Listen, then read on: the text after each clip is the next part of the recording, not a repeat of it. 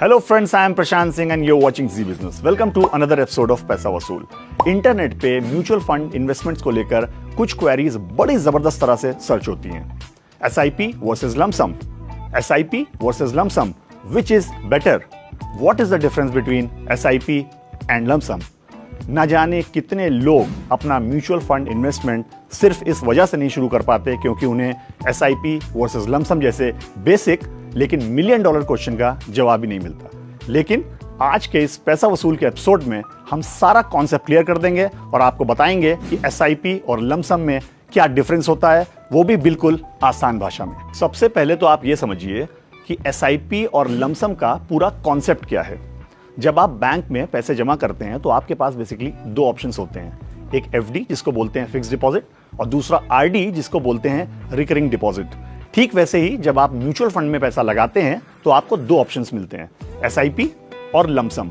SIP ठीक वैसे ही है जैसे आरडी होता है यानी कि रिकरिंग डिपॉजिट, एक रेगुलर टाइम इंटरवल पे आपको पैसा डालना होता है, और लमसम ठीक वैसे ही होता है जैसे कि एफडी होती है क्योंकि आप पैसा एक बार में एक मुश्त डाल देते हैं। बस फर्क इतना होगा कि म्यूचुअल फंड इन्वेस्टमेंट में आप जो भी पैसा डालेंगे आपको उससे कुछ यूनिट्स एलोकेट कर दी जाएंगी और ये डिपेंड करेगा कि मार्केट कैसा है उस समय और आपने किस स्कीम में इन्वेस्ट किया है। अब आता है सबसे बड़ा सवाल, एसआईपी करें या लमसम, अपना पैसा लगाएं कहां?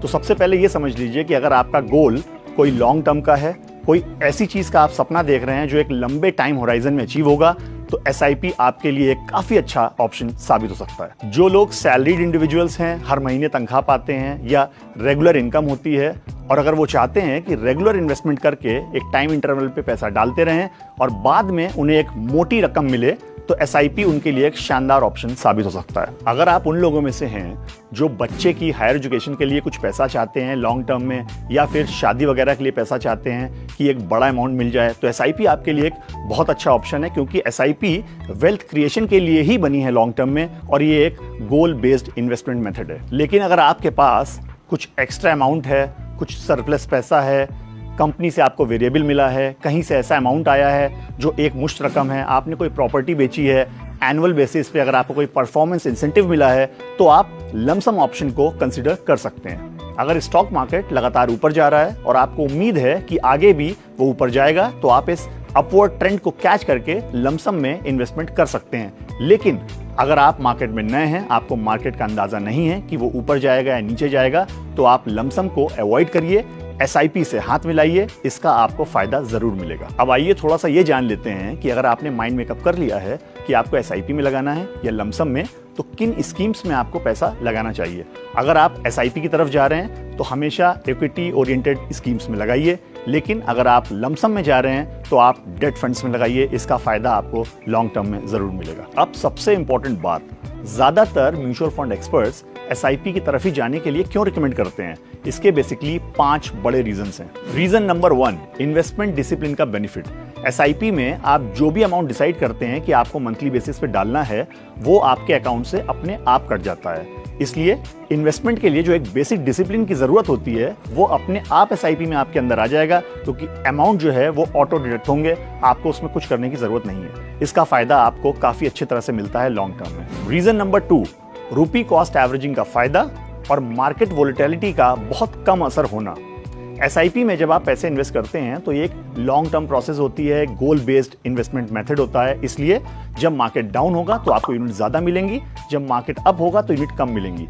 इसलिए आपको लॉन्ग टर्म में एक रूपी कॉस्ट एवरेजिंग का भी फायदा मिलेगा, और साथ ही जब आप लॉन्ग टर्म तक इन्वेस्ट करते हैं, इन्वेस्टमेंट में बने रहते हैं, तो आपकी कॉस्ट ऑफ इन्वेस्टमेंट भी काफी नीचे आ जाती है। साथ ही एसआईपी का एक बहुत बड़ा फायदा ये है कि मार्केट के जो उतार चढ़ाव होते हैं, मार्केट वोलेटिलिटी वाली कंडीशंस होती हैं, उसका बहुत ज्यादा असर आपके निवेश पे नहीं पड़ेगा। रीजन नंबर 3, आपको मार्केट को टाइम करने की जरूरत नहीं पड़ेगी। अगर आप एसआईपी के थ्रू इन्वेस्टमेंट करते हैं तो लॉन्ग टर्म में मार्केट में कितना भी उतार चढ़ाव आए, कितने भी फ्लक्चुएशंस आए, मार्केट कैसा भी रहे, आपको इससे बहुत ज्यादा फर्क नहीं पड़ेगा। इससे एक पीस ऑफ माइंड रहती है। अब सोचिए, अगर आपने एसआईपी के जरिए इन्वेस्टमेंट किया है तो आज मार्केट गिर भी गया तो लॉन्ग टर्म में आपको उसका फायदा मिलेगा, लेकिन अगर आपने लमसम के थ्रू इन्वेस्टमेंट किया है और मार्केट गिर गया तो आपको इसका नुकसान होगा। रीजन नंबर 4, स्टॉप और पॉज करने की फ्लेक्सिबिलिटी। जब आप एसआईपी में पैसा इन्वेस्ट करते हैं तो आप कभी भी अपनी एसआईपी को स्टॉप या पॉज कर सकते हैं और जब आपके पास पैसे आए तो आप उसे दोबारा चालू कर सकते हैं। अगर चाहें कोई इमरजेंसी हो, फंड रिक्वायरमेंट हो तो पैसे विड्रॉ भी कर सकते हैं। ये एसआईपी का एक बहुत बड़ा बेनिफिट है। रीजन नंबर 5, छोटे से अमाउंट से शुरुआत। जब आप एसआईपी करते हैं तो आपको किसी बड़े पैसे का वेट नहीं करना पड़ता। यकीन मानिए आप 500 रुपए जैसे छोटे से अमाउंट से भी शुरुआत कर सकते हैं और लॉन्ग टर्म में एक अच्छा पैसा बना सकते हैं। अब एक ध्यान देने वाली बात, कई सारे म्यूचुअल फंड एक्सपर्ट्स तो ये भी मानते हैं कि अगर आपके पास लमसम अमाउंट है भी तो आप उसे लमसम के रूप में इन्वेस्ट ना करके एसआईपी के मोड से इन्वेस्ट करें। फॉर एग्जाम्पल, अगर आपके पास 1,20,000 रुपए हैं जिसे आप लमसम के थ्रू इन्वेस्ट करने जा रहे थे तो उसे डिवाइड कर दीजिए, 10-10 हज़ार की 12 किश्तें बना दीजिए और फिर एसआईपी करिए। इससे फायदा क्या होगा? सबसे बड़ा फायदा ये मिलेगा कि रुपी कॉस्ट एवरेजिंग हो जाएगी और अगर मार्केट हाई है तो आपका रिस्क भी कम हो जाएगा लॉन्ग टर्म में और इसका आपको क्लियर फायदा दिखाई देगा लॉन्ग टर्म में रिटर्न्स। तो ये थी एसआईपी वर्सेस लमसम के कॉन्सेप्ट के जरिए म्यूचुअल फंड से पैसा वसूल की बात। अगले एपिसोड में मिलेंगे एक नई जानकारी के साथ और आपको बताएंगे कि पैसा वसूल कैसे करना है। Till then, good bye, take care and keep वसूलिंग पैसा, क्योंकि पैसा लगाया है तो वसूलना तो बनता है।